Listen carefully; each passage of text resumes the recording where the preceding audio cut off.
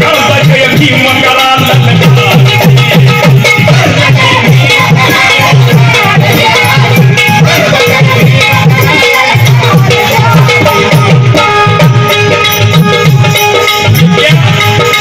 सनातनांनी आमच्या महापुरुषांच्या वंशी दान शिकवली.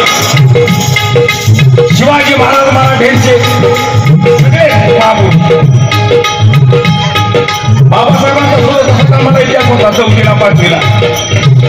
दलितांचे काय वाईट. भीमराव रामजी आंबेडकर. आता नोकरीला असणाऱ्या स्त्रियांना पगारी रजा किती महिन्याची असते?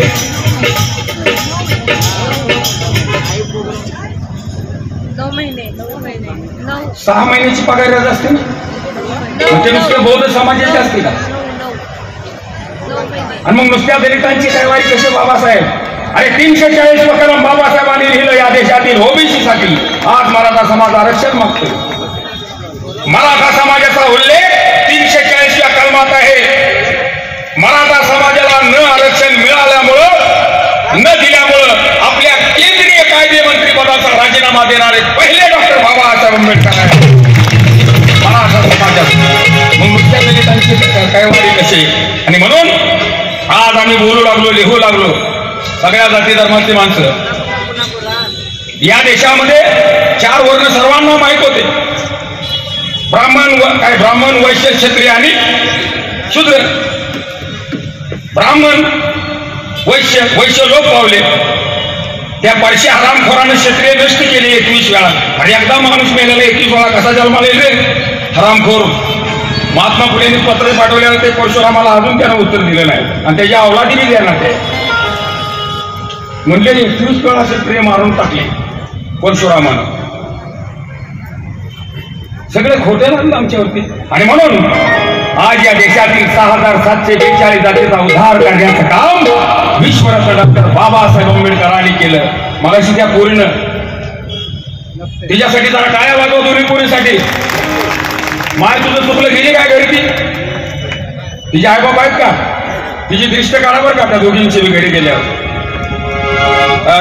काय पोरीनं भाषण केलं? बाहेर तू इंग्रजीमध्ये संपूर्ण भाषण करायचं होतं. ह्या बायांना नुसतं नवऱ्याच्या काय हे काय केला म्हणते, हे काय केला म्हणते, काहीच कळलं. काय भाषण केलं अण्णा? उशीर आले तुम्ही. बस झाले बाय. वाह पहा. आणि म्हणून या देशातील 6742 जातीचा उद्धार करण्याचं काम नदी जोड प्रकल्प त्या दुसऱ्या पोरीने सांगितला. आज आपल्याकडल्या नद्या अटलेल्या आहेत. तर हिमालयात उगम पावलेल्या नद्यांना पूर येत आहे. म्हणून बाबासाहेबांनी त्यावेळेस सांगितलं की ते पाणी, पुराचं पाणी समुद्राला वेचले जाते. आटलेल्या नद्यांना जोडा. बाबासाहेबांनी सर्वे केला. त्याचं बजेट तयार केलं. बजेट मंत्रिमंडळात मांडलं, भांडून मंजूर केलं. पण ती योजना काय निघून अंमलात आणली आहे. जर ती योजना आणली असती तर भारत महासत्ता कधीच बनला असता. पण आज एकाही शेतकऱ्यानं आत्महत्या केली नसती. आणि म्हणून आरोग्यमुळ माणूस माणसात आला बोला.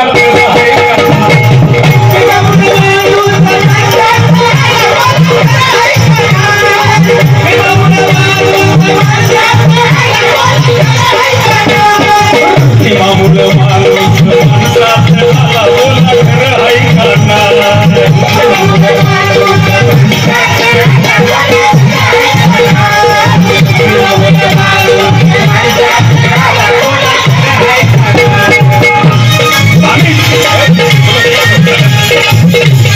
मला जोहार तुम्हाला घालावं लागत नव्हता साहेब. जोहार मागा जोहार.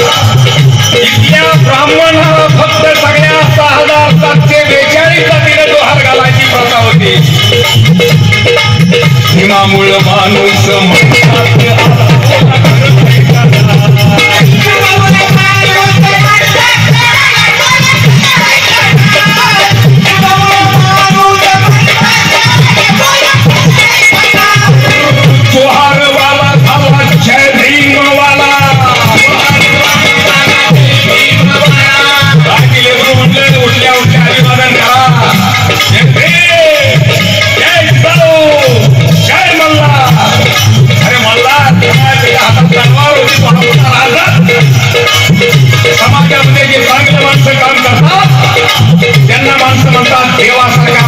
देवासारखा ते आमचे देवासारखे होते ते देव होत्या जोहारवाला झाला जय भीमवाला जोहारवाला झाला जय भीमवाला जोहारवाला झाला जय भीमवाला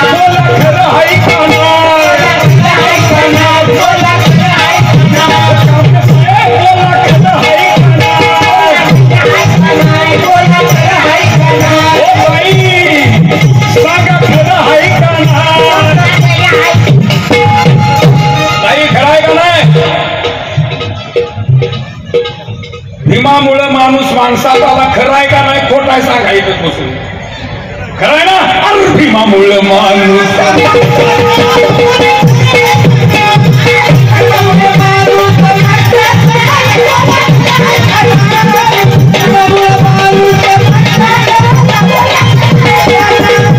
कोटी कोटी मिले झुरले अरे कोटी कोटी मिले झुरले माणुसकीच्यासाठी कोटी कोटी 1916 साली आज आम्ही आरक्षण मागतोय आम्हाला पाठीमागं 100 एकर जमीन होती गावाच्या पाटलाला आज तो अल्प बुधारक नाही सरपंचाच्या दारात घरकुलासाठी उभा केला नातू बनतो बरोबर आहे का लेकरं झाली जमिनी वाटून गेल्या म्हणून बाबासाहेबांनी 1916 साली त्या मराठा समाजाला शेतकऱ्याला सांगितलं तुम्हाला 4 मुलं असतील तर एका मुलाला फक्त जमिनीत करायला हवा एकाला व्यवसाय उद्योगात पाठवा एकाला शिक्षणात पाठवा आणि एकाला परदेशी पाठवा 1916 साली सांगितलं आम्ही आमच्या महापुरुषांचंच ऐकलं कोटी कोटी मेले झुरले माणुसकीच्यासाठी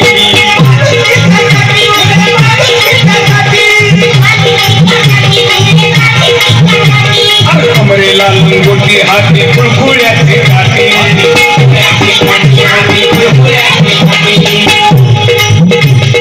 खुळखुळ्याची काठी झाला ठोकदार भाला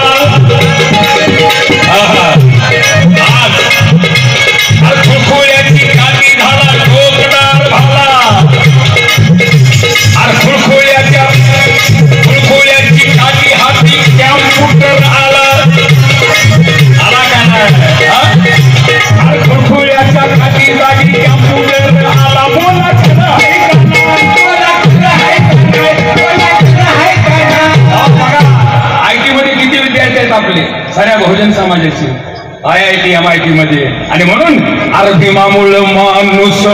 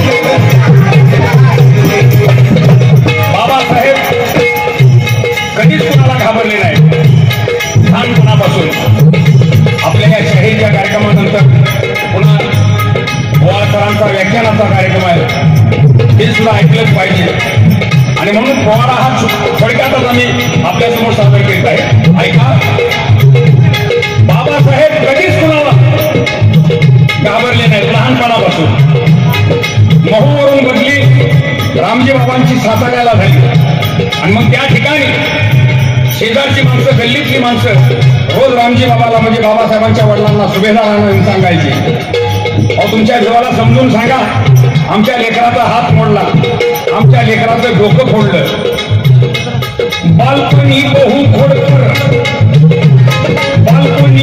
खोडकर येत से बर पिदारा वरण रोज दिसभर काय साहित्य लोकांची तक्रार आमच्या पोरांना देतो मार आमच्या पोरांना देतो मार विवाह तुमच्या धटिंगन मारती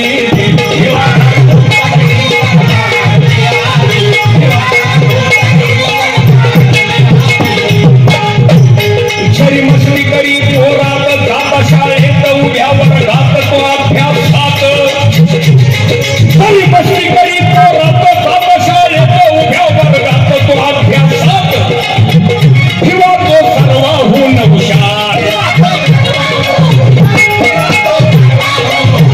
गुरुजी जो प्रश्न करणार गुरुजी जो प्रश्न करणार हात त्याचा वरती असणार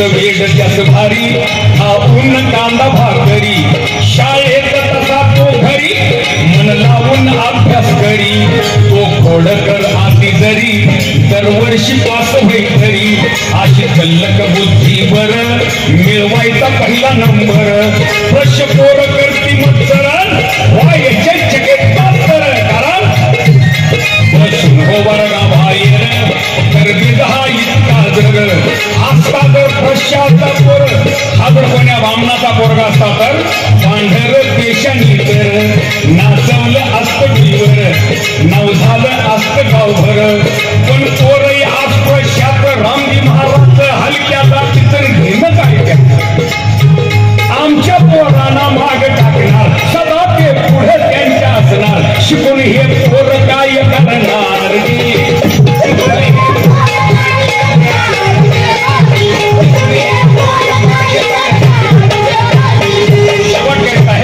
शिकून हे पोर काय करणार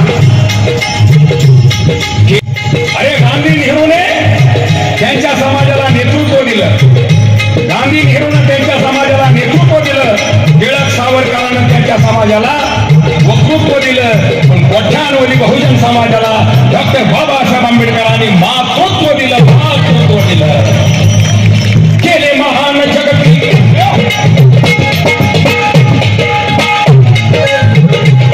केले महान जगती कार्य खरा ज्ञान सूर्य नेहरू समधैर्य थोरा उत्तर्य पाहिला ना आपला संसार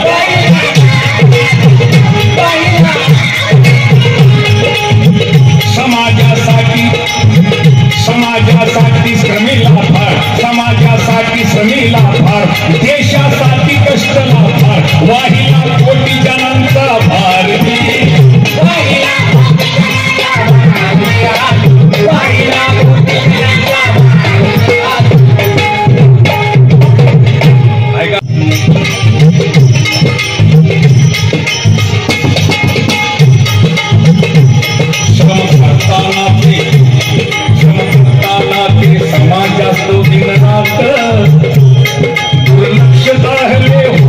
संसारात कष्टात रमाई पंडित होती तिस आडवी कधी ती आली हो पतीस धोका न करू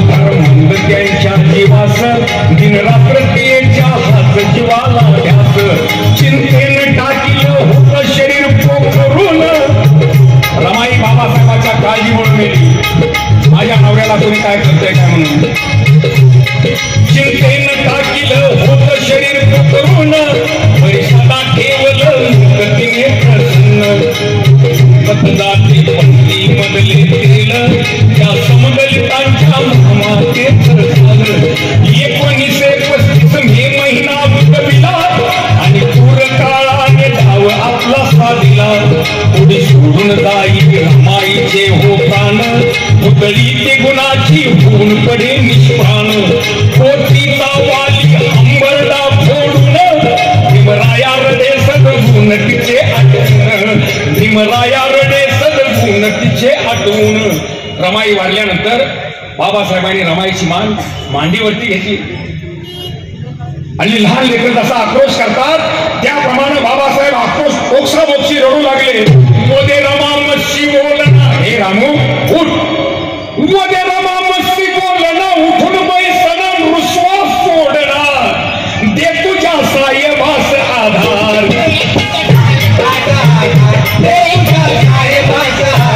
बहाना झालो मी निराला, तुझ्या विन सुना सारा संसार दी, तुझ्या विन सुना सारा संसार दिया, तुझ्या विन सुना सारा संसार दिया. धन्यवाद. पहा, आणि त्यांचा पोरगा जर डॉक्टर झाला तर काय विशेष आहे का काय विशेष? मग त्यांच्या पोरांना काय मटका घ्यायचा काय? दोघं नवरा बायको शिक्षक आहेत, त्यांचा पोरगा IPS अधिकारी झाला, कलेक्टर झाला, काही सुद्धा नावाची गोष्ट नाही. पण एखादा रानामध्ये शेतमजूर असेल, शेतकरी असेल, कष्टकरी असेल, त्याचा जर पोरगा कलेक्टर झाला, IPS झाला, डॉक्टर झाला तर ही कौतुकाची बाब आहे. एखादा गवणी काम करणार असेल, त्याचा पोरगा शिक्षक झाला, ही सुद्धा कौतुकाची बाब आहे. आई वडील आपल्याला मुलाला घडवण्यासाठी आयुष्य वेचत असतात.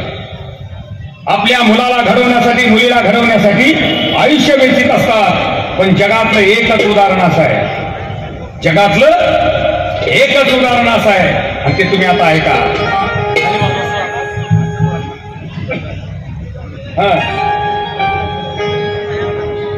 आई वडील मुला मुलीसाठी करतात, पण काय सांगू तिचं ते धैर्य, काय सांगू तिचं ते धैर्य, हे जगातलं आश्चर्य. रमाई, हो दादा, आता बास सोडू नका, शब्द जाऊ द्या, बिलकुल सोडू नका. रमाई अशिक्षित होती अगोदर, अशिक्षित. पुन्हा बाबासाहेबांनी तिला शिकवलं. पण पहा, काय सांगू तिचं ते धैर्य, अरे हे जगातलं आश्चर्य, आरती असून निरक्षर, आरती असून निरक्षर केला पतीला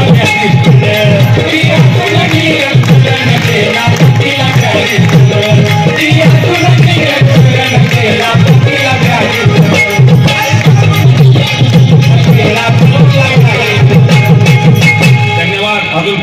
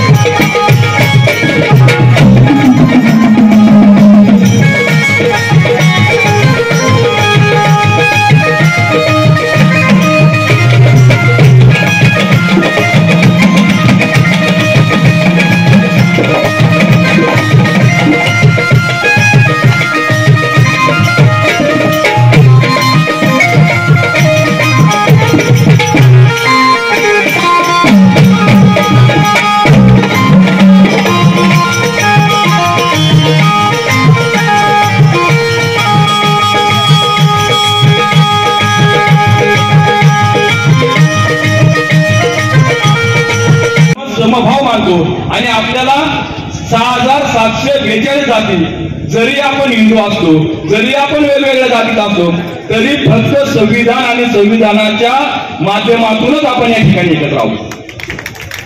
यदा कदाचित जर भविष्यामध्ये इथं मनुस्मृती लागू झाली तर तुमच्या समोर सुनील दिवार बोलायला नसेल, राजू गडकरी तुमच्या समोर बोलायला नसेल, नवे एकनाथ काका सॉरी काका तुम्ही सुद्धा नसताल, संतोष काका, कारण ही वर्ण व्यवस्था वेगळ्या लोकांकडे जाणार आहे, ही वर्ण व्यवस्था वेगळ्या लोकांकडे जाणार आहे.